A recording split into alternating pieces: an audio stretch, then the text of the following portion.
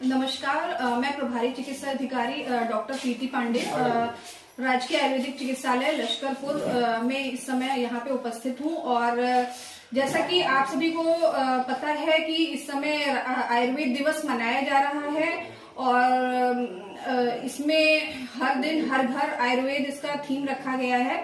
और इसका उद्देश्य बस यही है कि हम ज्यादा से ज्यादा जो लोग हैं, जो समस्त जनमानस है, उसको हम आयुर्वेद के प्रति जागरूक करें। और जागरूकता में हमें ये बताना है कि लोगों को कि किस तरह का उनका आहार होना चाहिए, मतलब किस तरह का उनका आयुर्वेदिक आहार होना है और उनकी किस तरह की एक स्वस्थ दिनचर्या होनी चाहिए। अब जैसे अगर हम बात करते हैं दिनचर्या की, तो जैसे पेशेंट को ये भी जो आ रहे हैं या फिर हम विद्यालय में जाकर के लोगों को जागरूक कर रहे हैं या ग्राम पंचायत में जाकर के जागरूक कर रहे हैं, तो उसमें हम यही बता रहे हैं कि सुबह सुबह जो है लोगों को जो है ब्रह्म मुहूर्त में उठना है। फिर उसके पश्चात में अपने नित्य कर्म करने के पश्चात में जो सुबह का जो नाश्ता करना है वो हल्का होना चाहिए और नाश्ते का जो समय है वो 9 बजे से पहले हो जाना चाहिए। और नाश्ते में क्या क्या लेना है, तो नाश्ते में जैसे कि वो अंकुरित चने ले सकते हैं, दालें ले सकते हैं और हल्के भोजन की बात की जाए तो जैसे कि वो नाश्ते में दलिया ले सकते हैं। तो इस प्रकार की चीजें उनको नाश्ते में करनी है।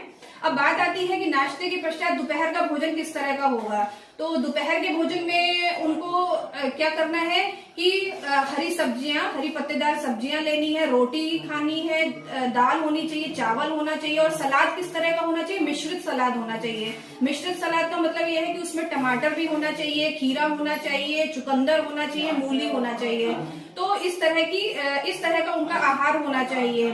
साथ में हमें इस चीज का भी ध्यान देना है कि जो आहार है उनका, उसमें प्रोटीन की मात्रा ज्यादा हो, यानी प्रोटीन युक्त आहार लेना है। तो प्रोटीन किससे मिलता है, दालों से मिलता है। तो उनको दालों के बारे में बताना है कि आप ज्यादा से ज्यादा दालों का सेवन करें। दाल और इसके बाद में हमें ये भी बताना है, जो भी समस्त जनमानस है, कि जो मोटा अनाज है, मोटे अनाज की एक अपनी महत्ता है। तो मोटे अनाज में क्या क्या आता है, जैसे कि आपका ज्वार आ जाता है, बाजरा आ जाता है, मक्का आ जाता है, जई आ जाता है। तो इन सब का भी सेवन करना है। इसके बाद में बात आती है कि दोपहर के भोजन के बाद में शाम का भोजन कैसा होना चाहिए, है ना। तो शाम को क्या है, आपने जैसे कि कुछ शाम के समय जो है हल्का सा जलपान किया और उसके बाद में जो रात्रि का भोजन है, रात्रि का भोजन जो है वो सूर्यास्त से 1 घंटे के पश्चात में करना है। और ये ध्यान रखना है कि रात्रि का जो भोजन है वो ज्यादा हैवी ना हो। क्यों नहीं हैवी हो, क्योंकि रात में आपको क्या करना है, सोना है। तो अगर वो बहुत हैवी भोजन लेंगे तो वो गैस्ट्रिक प्रॉब्लम कर सकता है। तो क्या हल्का भोजन लेना है। उसके बाद में और रात में सोते समय निद्रा का ध्यान रखना है कि आप 6 से 7 घंटे की भरपूर निद्रा लें। और उसके बाद फिर सुबह जब उठेंगे तो जो मैंने आपको रूटीन बताया है उस तरह से पुनः उसका पालन करना है। और ये भी ध्यान देना है कि जैसे कि आप फल किस तरह के खाएं, तो फल में जो मौसमी फल आ रहे हैं या फिर विटामिन सी युक्त फल आ रहे हैं उनका सेवन करना है। तो फलों में हम क्या खा सकते हैं, जैसे सेब, जैसे सीजन में अगर सेब आ रहा है तो सेब का सेवन करना है, अगर केला आ रहा है तो केले का सेवन करना है।